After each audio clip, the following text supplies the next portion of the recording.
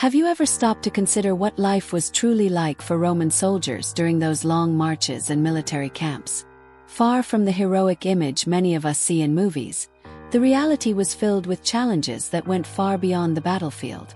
One of the most significant problems the soldiers faced was the smell. And not just any smell, but a strong, foul odor that clung to their clothes, their skin, and seemed impossible to wash away. Imagine thousands of men, marching for days under a hot sun, wearing heavy wool or linen garments that were difficult to clean. They had absolutely no chance to take a daily bath, let alone wash their clothes properly. Sweat would build up, mixing with the dust from dirt roads and the mud of the encampments. Furthermore, their uniforms did not help the situation. The clothes would become damp with sweat during the day and would often only dry at night, stuck to their bodies. And as if that were not enough, their diet sometimes contributed to the problem. The soldiers ate foods that were full of strong flavors and odors, such as garlic, onion, salted meat, and legumes, which resulted in a very strong breath. This persistent foul smell in Roman campaigns was not just a matter of discomfort. In fact, it also had a very serious, direct impact on the soldiers' health. The lack of hygiene was a perfect breeding ground for the emergence and spread of diseases like dysentery, fevers, and infections. Additionally, skin diseases and parasites were also frequent, resulting from constant contact with filth, damp clothing, and infestations of lice and other insects, which were very common in crowded camps. And when one soldier became ill, he wasn't just one man down on the front line.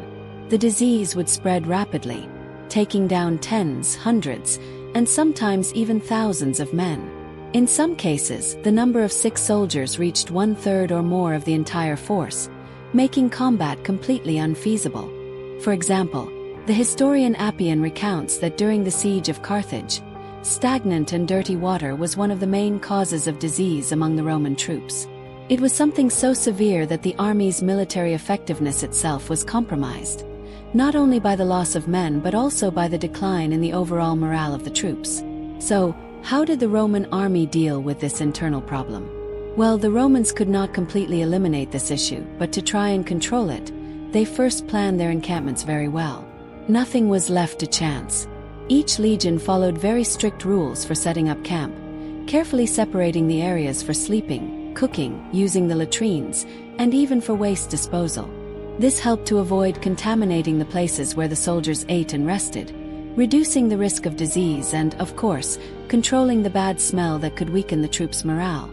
Furthermore, the Romans had specialized soldiers for tasks essential to this organization.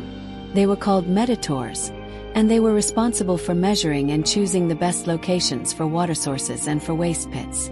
Ensuring access to clean water was an absolute priority, as they knew that its absence, or the consumption of contaminated water, could bring down an entire army. Another important measure was the maintenance of discipline regarding personal cleanliness.